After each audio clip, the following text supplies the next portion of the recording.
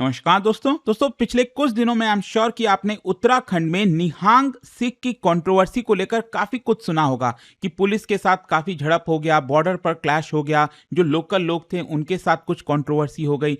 तो यहाँ पर आप देख सकते हो Uttarakhand border clash, who are the Nihang Sikh, क्योंकि यहाँ पर चर्चा यही हो रही है कि आखिरकार निहंग सिख है कौन। उनकी जो आइडेंटिटी अगर आप देखोगे तो काफी डिस्टिंक्ट आपको देखने को मिलती है। क्यों वो प्रोटेस्ट कर रहे थे, क्या मामला था, वो सब कुछ मैं आपको बताऊंगा। चलिए आगे बढ़ते हैं, लेकिन उससे पहले आप सबको बता दूं, आज से स्टडी आईक्यू पर हमारा नया बैच यूपीएससी का स्टार्ट हो रहा है। किसी भी साल की आप प्रिपरेशन कर रहे हैं, हर एक बैच अवेलेबल है जिसके अंदर प्रीलिम्स से लेकर इंटरव्यू तक की तो पूरी तैयारी होती है, लेकिन अगर आपने प्रीलिम्स क्रैक कर लिया तो पूरा फी भी हम आपको रिफंड कर देते हैं। इसके अलावा और भी कई सारे फीचर्स हैं, जो भी आपको पैकेज चाहिए अलग अलग फीचर्स के साथ, वो आप अवेल कर सकते हैं अपनी सुविधा के हिसाब से। और ये फोन नंबर है, कोई डाउट है, प्रॉब्लम है बैच से रिलेटेड, इस पे कॉल कर लीजिएगा एंड यूज करिएगा कोड अंकित लाइव मैक्सिमम डिस्काउंट के लिए। चलिए शुरुआत करते हैं। सबसे पहले देखते हैं कि हुआ क्या। देखिए, हिमाचल प्रदेश और उत्तराखंड के बॉर्डर पर यहां पर एक चेक पॉइंट है, चेक पोस्ट है, दैट इज कुल्हाल। यहीं पर कई बैरिकेड्स वगैरह लगे हुए थे और काफी ज्यादा हाई ड्रामा देखने को मिला। अभी थर्सडे को काफी टेंशन हो गया था उत्तराखंड की पुलिस और निहंग सिख के बीच में, और बताया जा रहा है कि पुलिस के साथ क्लैश हुआ, जो सिक्योरिटी बैरिकेड्स लगा हुआ था उसको पुश किया गया। तो ये सारी चीजें देखने को मिल रही थी। इसको समझने से पहले आपको पहले थोड़ा सा टाइमलाइन समझना होगा कि उत्तराखंड में पिछले 10-15 दिनों में हुआ क्या है। सबसे पहले इसकी शुरुआत होती है कर्णप्रयाग में। कर्णप्रयाग बेसिकली अगर आप उत्तराखंड में देखोगे, ये जो चमोली डिस्ट्रिक्ट है वहां पर आपको देखने को मिलेगा। तो कर्णप्रयाग में कुछ ग्रुप ऑफ निहंग सिख वो जा रहे थे हेमकुंड साहिब। तो हजारों की संख्या में हर साल जो निहंग सिख है वो हेमकुंड साहिब की तरफ जाते हैं। तो इसमें से एक ग्रुप था निहंग सिख का जो कि हेमकुंड साहिब की तरफ जा रहा था, और वहीं पर क्या होता है कि कुछ लोकल रेसिडेंट्स के साथ, लोकल लोगों के साथ व्हीकल को लेकर, गाड़ी के पार्किंग को लेकर कुछ विवाद हो गया। और इनिशियली ऐसा लग रहा था कि ये कुछ ऑर्डिनरी आर्ग्यूमेंट है, लेकिन वही होता है, कुछ चीजें बहुत ही छोटे लेवल पर स्टार्ट होती हैं और कितना बड़ा हो जाता है पता भी नहीं चलता।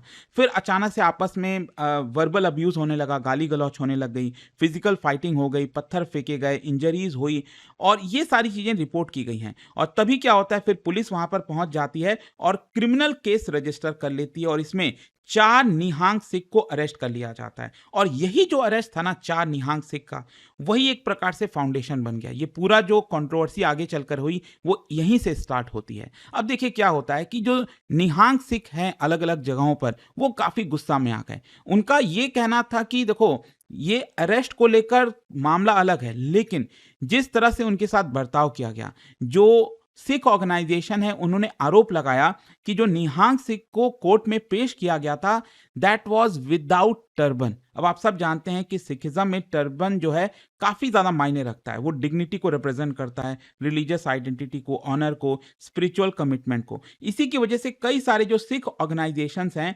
उन्होंने इसको रिलीजियस डिग्निटी के ऊपर प्रहार माना कि आपने उनका टर्बन कैसे हटाया, बिना टर्बन के कैसे प्रेजेंट किया कोर्ट के अंदर। और साथ ही साथ ये भी आरोप लगाया कई सिख ऑर्गेनाइजेशन ने कि पुलिस का जो एक्शन था वो वन साइडेड था। सिर्फ निहंग सिख को ही क्यों यहां पर अरेस्ट किया गया, उन्हीं के ऊपर क्यों एफआईआर दर्ज कराया गया। और आगे चलकर जब क्रिटिसिज्म हुआ तब यहां पर उत्तराखंड गवर्नमेंट ने क्रॉस एफआईआर भी कराए, दूसरे सामने वाले पार्टीज के ऊपर भी एफआईआर, फ्रेश इन्वेस्टिगेशन जारी की गई, सीनियर लेवल इंक्वायरी जारी की गई ताकि न्यूट्रलिटी बनी रहे। तो ये मामला था जिसकी वजह से सिख जो है वो काफी गुस्से में आ गए।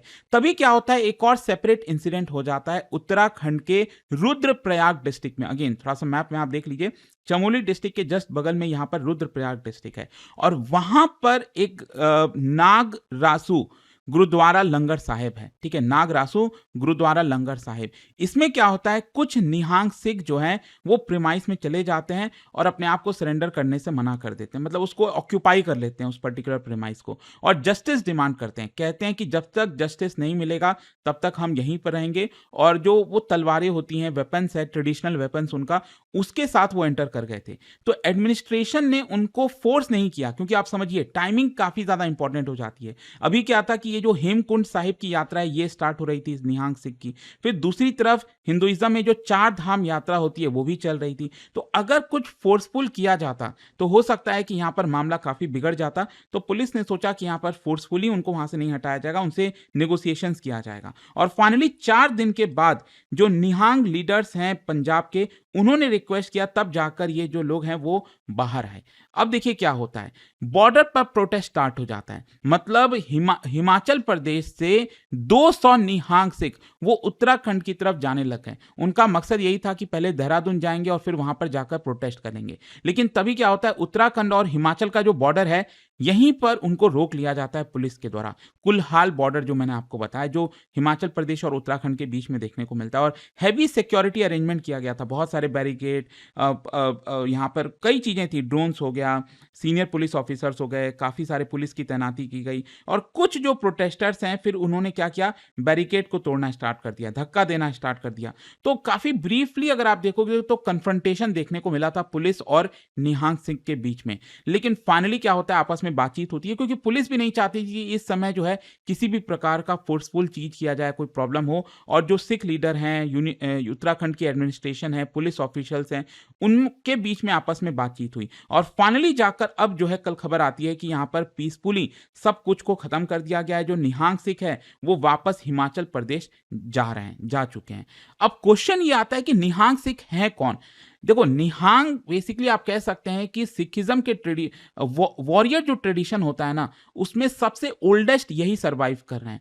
ये कोई पॉलिटिकल ऑर्गेनाइजेशन नहीं है, ये वॉरियर मॉन्क्स की तरह देखे जाते हैं। यहाँ पर प्रोटेक्टर माने जाते हैं सिख श्राइन के। मतलब जो सिखिज्म को बचाने का काम है, उनको प्रोटेक्ट करने का काम है, वो इनके ऊपर जिम्मेदारी है। ऐसा यहाँ पर निहंग सिख आपको देखने को मिलेंगे। फिर जो मार्शल ट्रेडिशन है उसके प्रिजर्वर के तौर पर भी देखा जाता है, सिख श्राइन के प्रोटेक्टर की तरह देखा जाता है, कस्टोडियन माना जाता है उनको, हिस्टोरिक जो सिख मिलिट्री कल्चर है उसका। और दुनिया भर में आप देखोगे वो काफी डिस्टिंक्ट ऐसे देखने को मिलता है। एक बहुत बड़ा जो रोब है, कई जो निहंग सिख है वो उसको पहनते हैं। उनके पास तलवारें होती हैं, चक्रमास होते हैं, और यहाँ पर टर्बन पर भी जो है इसको यहाँ पर लटका दिया जाता है।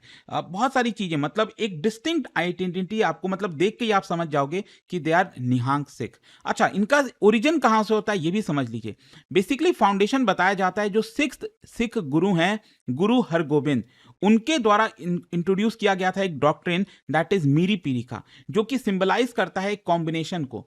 कॉम्बिनेशन किस रिच का, एक स्पिरिचुअलिटी अथॉरिटी और दूसरा टेम्पोरल पावर।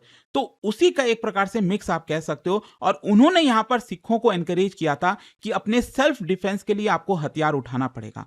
फिर ये पूरी तरह से ट्रांसफॉर्म हो जाता है गुरु गोविंद सिंह जी के समय में। 1699 में गुरु गोविंद सिंह जी ने खालसा फाउंड किया था, और ऑब्जेक्टिव यही था कि एक फियरलेस सोसाइटी बनाया जाए, लोगों के अंदर जो है वो एक शक्ति हो, एक मतलब दूसरों से डरे नहीं, इक्वालिटी हो, डिसिप्लिन हो, ऑपरेशन के खिलाफ खड़े हो। तो खालसा के अंदर ही अगर आप देखोगे, धीरे धीरे करते करते जो निहंग हैं वो एक एलीट वॉरियर की तरह खड़े हो गए।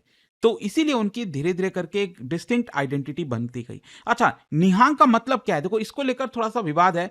कुछ एक्सप्लेनेशन में यह कहा जाता है कि ये पर्शियन ओरिजिन का है। निहंग मतलब क्रोकोडाइल, फियरलेस, अनस्टॉपेबल, पावरफुल। और कुछ इसको इंटरप्रेट करते हैं कि one who has no fear of death.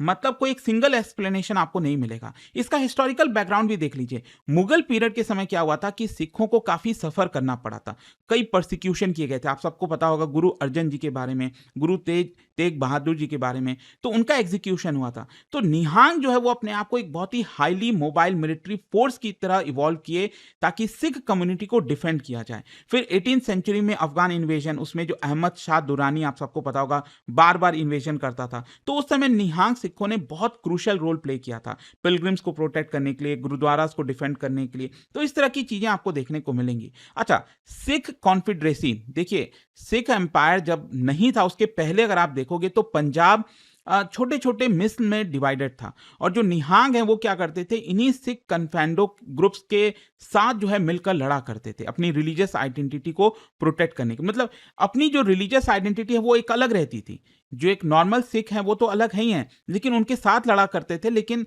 अपनी आइडेंटिटी एकदम अलग रखा करते थे। इनफैक्ट अगर आपको महाराजा रणजीत सिंह जी के बारे में पता हो तो उस समय भी निहांग सिखों ने कैवलरी के तौर पर, एलीट गार्ड के तौर पर, घुड़सवारी, बैटलफील्ड असॉल्ट के तौर पर काम किया हुआ है, सर्व किया हुआ है। लेकिन उस समय भी उन्होंने अपनी ऑटोनॉमी और ट्रेडिशनल प्रैक्टिसेस बचा कर रखी।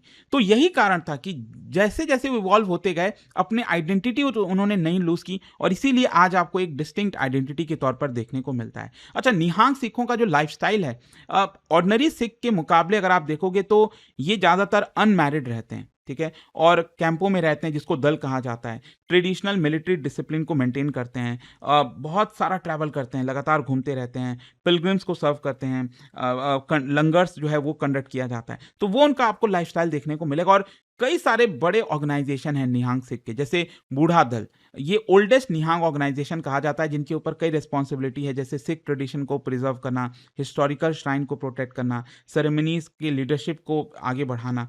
फिर एक तरना दल है जो कि अपने आप में एक बहुत ही इंपॉर्टेंट प्रोमिनेंट निहांग ऑर्डर है, लेकिन यहाँ पर ज्यादातर यंग वॉरियर्स आपको देखने को मिलते हैं। तो इस तरह से अलग अलग ऑर्गेनाइजेशन भी आपको देखने को मिलेगा। अगर रिलीजियस फिलॉसफी की बात करें तो निहांग सिख भी सिख स्क्रिप्चर्स को ही फॉलो करते हैं, खालसा कोड को फॉलो करते हैं, मार्शल स्पिरिचुअलिटी को फॉलो करते हैं, और उनकी फिलॉसफी यहाँ पर अक्सर कहा जाता है सेंट सोल्जर की तरह है, जो होता है ना सेंट, आइडल सेंट सोल्जर, और जिसमें गॉड और साथ ही साथ जो ड्यूटी होती है राइचियसनेस डिफेंड करने की, उसका मिक्स आपको देखने को मिलता है, उसका कॉम्बिनेशन देखने को मिलता है।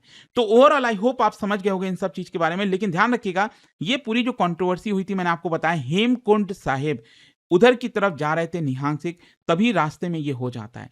तो हेमकुंड साहिब जो है, it is one of Sikhism holiest pilgrimage site, जो कि 4300 मीटर एल्टीट्यूड पर लोकेटेड है। हर गर्मी में हजारों की संख्या में सिख पिलग्रिम्स उत्तराखंड पहुंचते हैं श्राइन पर जाने के लिए। और उसी समय क्या होता है, चार धाम की यात्रा भी स्टार्ट हो जाती है, जिसमें मिलियंस ऑफ हिंदू पिलग्रिम्स होते हैं। सो दैट इज वाई ये जो टाइमिंग था वो बहुत इंपॉर्टेंट था, सेंसिटिव था। यहाँ पर किसी भी प्रकार का डिसरप्शन नहीं होना चाहिए था। थैंकफुली यहाँ पर सब कुछ नॉर्मल हो गया है। होपफुली इस तरह की चीजें वापस से बार बार ना हो, बट आई एम श्योर कि आप कई बार यहाँ पर जो देखते रहते थे निहांग सिखों को, वो आई होप अब आप समझ गए होगे कि एग्जैक्टली क्या है। जाने से पहले एक इंटरेस्टिंग क्वेश्चन आप सभी के लिए, क्या बता सकते हो इनमें से कौन से सिख गुरु ने सिटी ऑफ अमृतसर को फाउंड किया था? अमृतसर को किसने फाउंड किया? इसका राइट आंसर आप सब जानते हैं, मेरे इंस्टाग्राम पर तो मिलेगा ही, वहां पर अगर आप नहीं हो कोई बात नहीं, टेलीग्राम से ले सकते हैं इसका सही उत्तर। और दोस्तों, जैसा मैंने आपको बताया, अगर आप यूपीएससी की तैयारी कर रहे हैं, कोई भी बैच चाहते हैं, आपको यूज करना है कोड अंकित लाइव। आज से ही हमारा नया बैच स्टार्ट हो रहा है। कोई अगर आपको डाउट है, प्रॉब्लम है मेंटरशिप को लेकर, रिवीजन, टेस्ट सीरीज, तो ये फोन नंबर है, इस पर कॉल करिए, मेरी टीम आपको अच्छे से गाइड कर देगी। Study IQ IAS, making India smarter and better.